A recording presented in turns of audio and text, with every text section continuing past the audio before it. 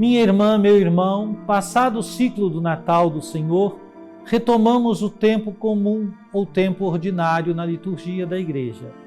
Esta primeira etapa do tempo comum se estenderá até a terça-feira, véspera da quarta-feira de cinzas, quando a Igreja iniciará mais uma quaresma.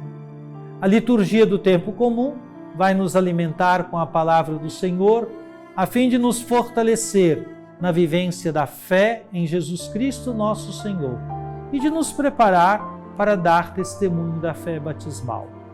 Viver como criaturas novas, lavados nas águas do batismo e ungidos pelo Espírito Santo. Somos todos chamados a levar ao mundo o bom perfume de Jesus Cristo, a iluminar com nossas atitudes caminhos novos para um mundo novo. Prepare-se agora para ouvir o texto sagrado de hoje e fique atento à palavra que será proclamada, mas antes suplique comigo. Trindade Santa, Pai, Filho e Espírito Santo, vós vos revelastes Deus da palavra, quisestes dialogar com a humanidade de modo especial por Jesus, o Verbo encarnado. Queremos escutar, acolher e meditar vossa palavra. Derramai em nós o espírito de amor. Concedei-nos um coração que escuta, pondera, discerne e escolhe, em conformidade com vossa santa vontade. Enchei-nos do ardor missionário para dar testemunho da luz, a verdadeira luz, Jesus Cristo, luz do mundo. Fazei de nós servidores do vosso reino e operários da fraternidade, e deixai a Senhora Auxiliadora nos acompanhar nos caminhos desta história, inspirando-nos o cuidado pela vida e a promoção da paz. Assim seja. Amém.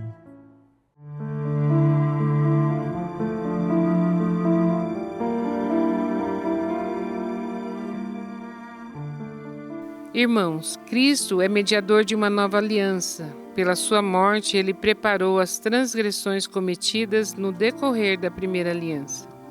E assim aqueles que são chamados recebem a promessa da herança eterna. Jesus não entrou num santuário feito por mão humana, imagem do verdadeiro, mas no próprio céu, a fim de comparecer agora na presença de Deus em nosso favor. E não foi para se oferecer a si muitas vezes, como o sumo sacerdote que a cada ano entra no santuário com sangue alheio. Porque se assim fosse, deveria ter sofrido muitas vezes, desde a fundação do mundo. Mas foi agora, na plenitude dos tempos, que uma vez por todas ele se manifestou para destruir o pecado pelo sacrifício de si mesmo. O destino de todo homem é morrer uma só vez, e depois vem o julgamento. Do mesmo modo também Cristo, oferecido uma vez por todas, para tirar os pecados da multidão, aparecerá uma segunda vez fora do pecado, para salvar aqueles que o esperam.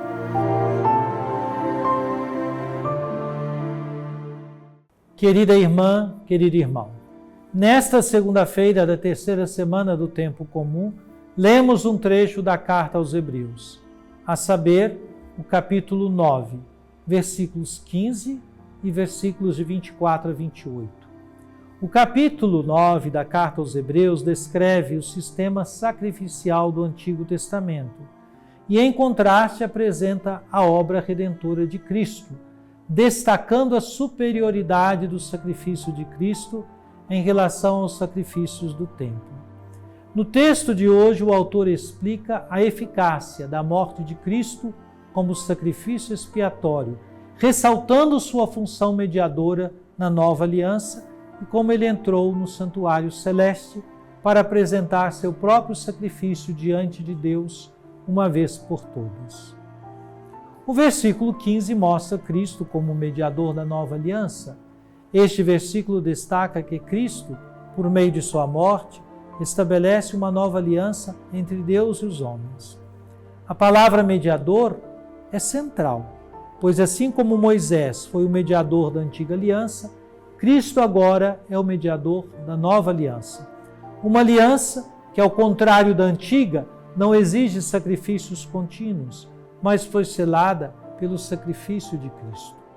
A morte de Cristo remete aos pecados cometidos sob a primeira aliança e é por meio dessa morte que a redenção e a herança eterna são asseguradas para todos os chamados. Os versículos 24 a 26 do capítulo 9 falam do sacrifício de Cristo no santuário celeste. Aqui o autor compara a obra de Cristo com o ritual do Antigo Testamento, em que o sumo sacerdote entrava no Santo dos Santos, no templo, levando sangue de animais para expiar os pecados do povo. No entanto, Cristo não entra em um santuário feito por mãos, ou seja, no templo terreno, mas no próprio céu, simbolizando que sua obra é realizada no plano celestial e eterno. O autor sublinha que o sacrifício de Cristo foi único e definitivo.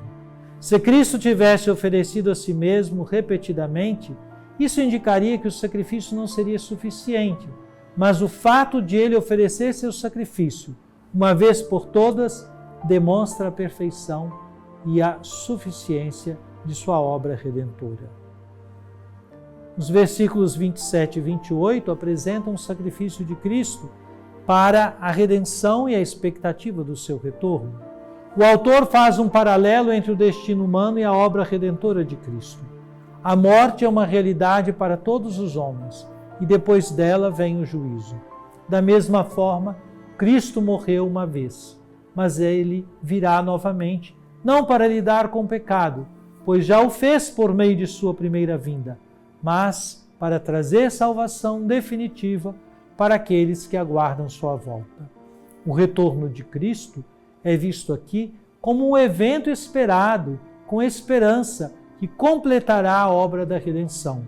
E o autor enfatiza que a segunda vinda será para a salvação final daqueles que são seus.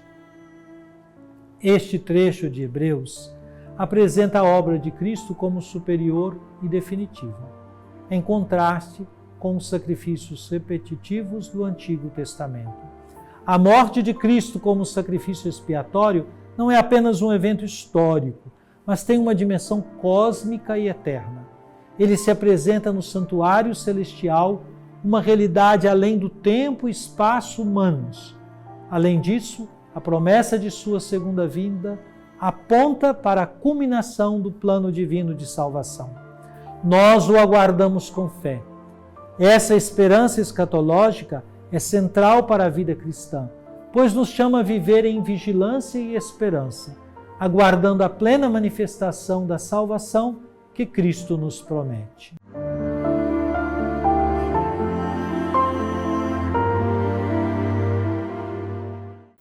Oremos. Ó Divino Pai Eterno, tendo ouvido e meditado a palavra sagrada, concedei-nos dar testemunho da luz do vosso amado Filho, Jesus Cristo, nosso Senhor. Ele que vive e reina convosco, na unidade do Espírito Santo, por todos os séculos dos séculos. Amém.